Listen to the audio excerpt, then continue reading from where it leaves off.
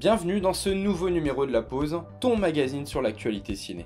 Au programme d'aujourd'hui, Jared Leto qui retrouve le Joker, un ch'ti sur Netflix, un chiffre, Clint Eastwood appelé à la barre, Bruce Willis toujours au mauvais endroit au mauvais moment, du courrier et la nouvelle héroïne Disney. C'est parti.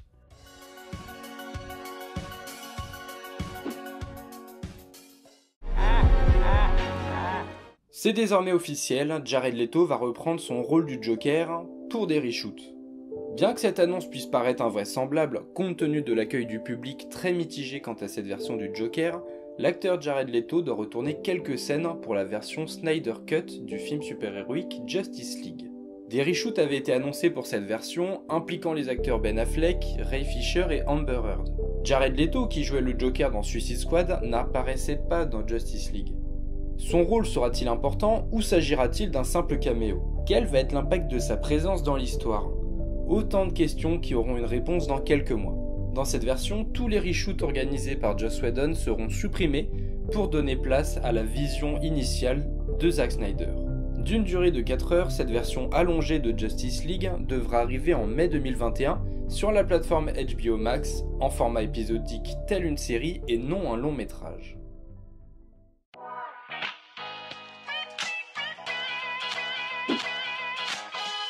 C'est pas cette semaine que nous ferons un magazine sans parler du géant du streaming Netflix. En effet, nous venons d'apprendre que Danny Boone s'apprête à jouer et réaliser dans un film produit pour la plateforme. Son titre est 8 rues de l'humanité et résonnera avec l'année 2020. Pourquoi me diras-tu? Eh bien parce qu'il racontera le confinement d'une famille durant 3 mois avec toutes les péripéties que ça peut engendrer. Au casting, on retrouve des habitués des films du comédien-réalisateur puisqu'il y aura Laurence Arnay et Lynn Renaud. Le tournage de cette comédie démarrera le 8 novembre. Wow. Le chiffre de la semaine, le voici, 11. Ce chiffre, ce n'est pas le nom d'un des personnages de la série Stranger Things, mais c'est le nombre de films que comptera la saga Fast and Furious lorsqu'elle se terminera. Le réalisateur Justin Lin, qui a déjà officié sur les opus 3, 4, 5, 6 et prochainement le 9, sera toujours de la partie puisqu'il réalisera les 2 suites supplémentaires qui clôtureront la saga. Pour le moment, aucune info sur l'intrigue, étant donné que le 9e opus n'est toujours pas sorti et se dévoilera le 26 mai prochain. Il est d'ores et déjà confirmé que Vin Diesel sera de retour pour 2 derniers tours de piste, et la bande actuelle également, sauf changement d'ici là. Cela ne signifie pas que l'odeur de l'asphalte partira pour autant, puisque Fast and Furious existe aussi sous forme de spin-off, avec Hobbs & Shaw qui eux n'en ont pas terminé avec le grand écran.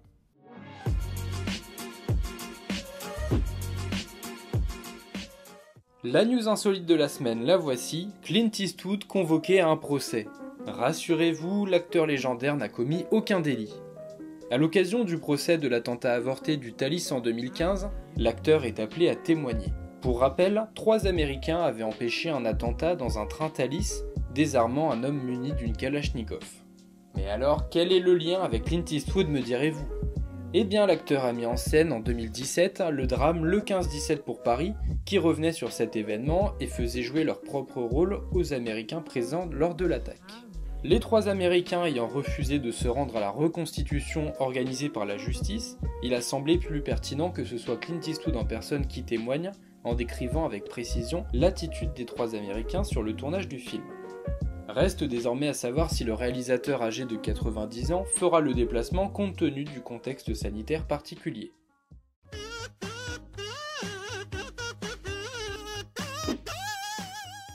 La vidéo buzz de la semaine, c'est Bruce Willis qui endosse son rôle de John McClane, le temps d'un spot publicitaire.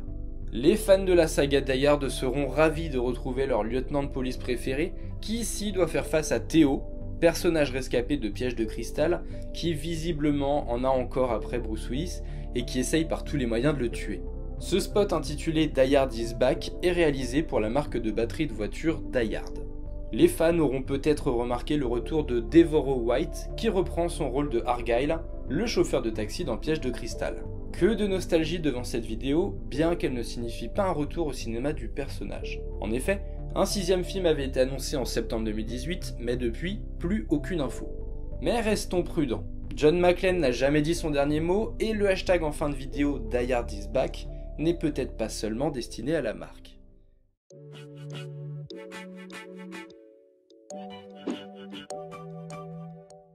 Cette semaine, on répond à la question de Cool World qui nous demande des nouvelles de la série d'Heroic Fantasy Willow. Nous apprenions l'année dernière l'existence de ce projet, mais nous avons eu plus de détails récemment. La série Willow débarquera sur Disney+, étant donné qu'il s'agit d'une production du studio Lucasfilm, que Disney détient depuis son rachat en 2012. Le film, qui est devenu culte avec les années, n'a pourtant pas rencontré le succès escompté à sa sortie. L'acteur Warwick Davis remplira en Willow Ufgood, personnage dont l'héroïsme a inspiré de nombreuses personnes. L'acteur n'a d'ailleurs pas caché la joie qu'il possède à l'idée de retrouver son personnage fétiche. C'est le réalisateur d'Insaisissable 2, Jon M. Chu, qui sera derrière la caméra et la sortie de la première saison est datée pour 2022.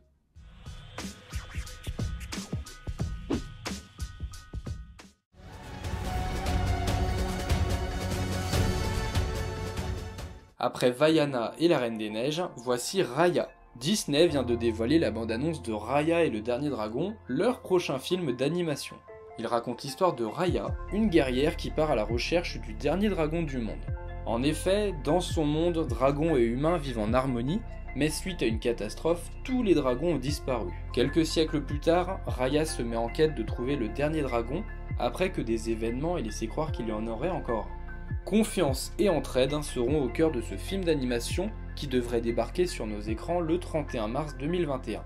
C'est tout pour aujourd'hui, on se retrouve la semaine prochaine, ciao! See you next time.